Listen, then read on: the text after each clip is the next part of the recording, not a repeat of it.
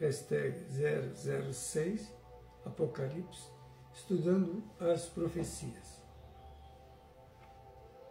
E quem nesta missão poderá ser o seu anjo, senão aquele que esteve empenhado com ele em missão anterior, ou seja, o próprio anjo Gabriel. Estamos falando aqui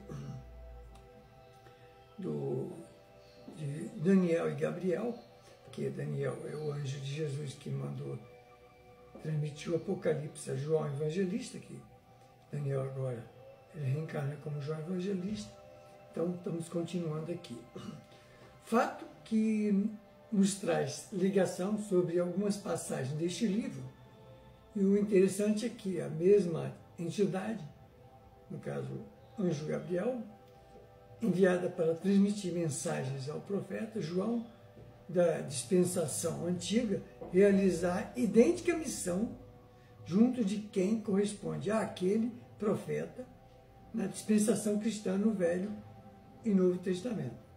Então, finalizamos aqui esse conceito de Gabriel e Daniel, e Gabriel e agora João Evangelista.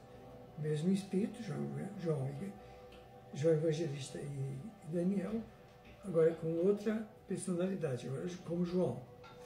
Agora vamos falar da bênção.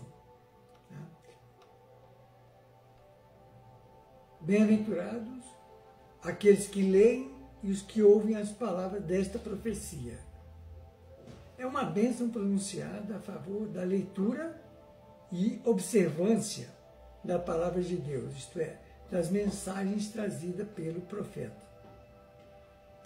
Bem-aventurado aqueles que leem e também aqueles que ouvem as palavras desta profecia, deste Apocalipse, no caso, né, que é revelação, desta revelação. É uma bênção destinada àqueles que se dedicam ao estudo e a viver as orientações deste livro, assim como de todo o cristianismo. Né? Cada cumprimento de profecia traz consigo correspondentes deveres. Por isso mesmo, no Apocalipse, há coisas que devem ser guardadas ou cumpridas. Há deveres práticos cujo cumprimento se impõe como resultado da realização profética.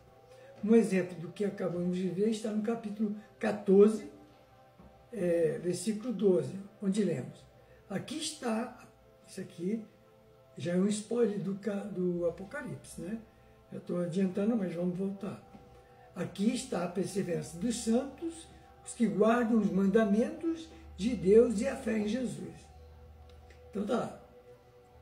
O livro diz: o tempo está próximo. Se a proximidade constitui, portanto, motivo para estudar o seu conteúdo, quanto mais agora que vemos o reboliço que se encontra, né, o mundo, o planeta Terra, com as guerras ocorrendo simultaneamente em praticamente todos os continentes, praticamente, estão em guerra. Tem guerra.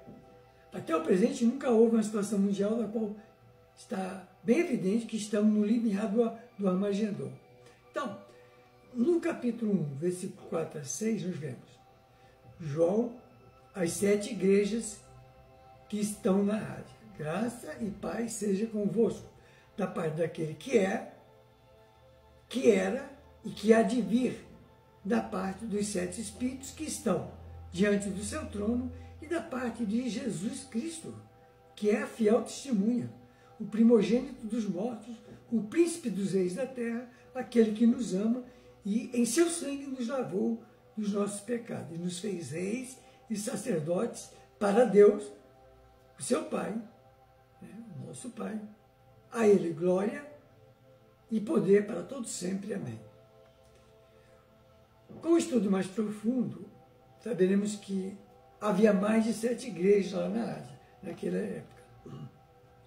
Então, na parte ocidental da África, da Ásia, na Ásia Menor, um território ainda mais restrito mesmo, porque naquela pequena parte da Ásia, onde estavam situadas as 7 igrejas, haviam outras igrejas também muito importantes. O problema é, por que está se aqui mencionando só as 7 igrejas? Aí nós vamos entender isso no decorrer do nosso estudo. Colosso, por exemplo, a cujos cristãos, a igreja de Colosso, São Paulo, apóstolo, dirigiu sua epístola, tem lá uma epístola aos Colossenses, né? Estava a pouca distância de Laodiceia, mas só que ele não coloca essa igreja dentro das 7, mas coloca Laodiceia. Mileto, por exemplo, estava perto do que, mais perto que qualquer outra de Patmos, né?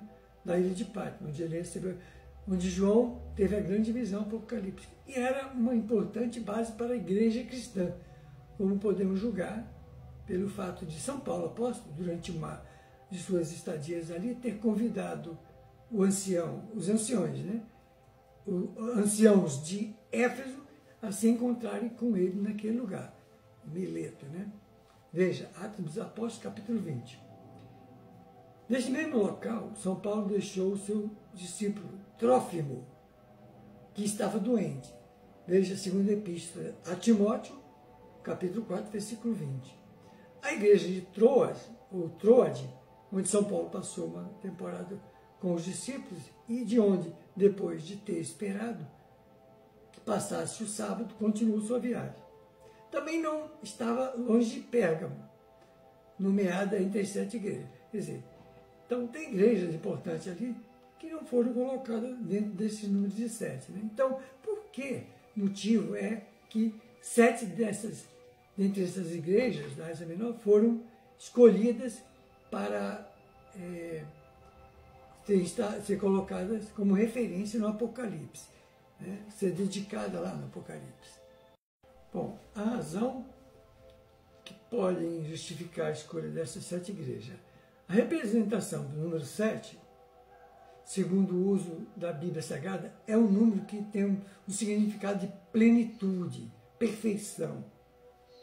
Vemos que 7 são os dias do tempo que deram para a criação do mundo. Né?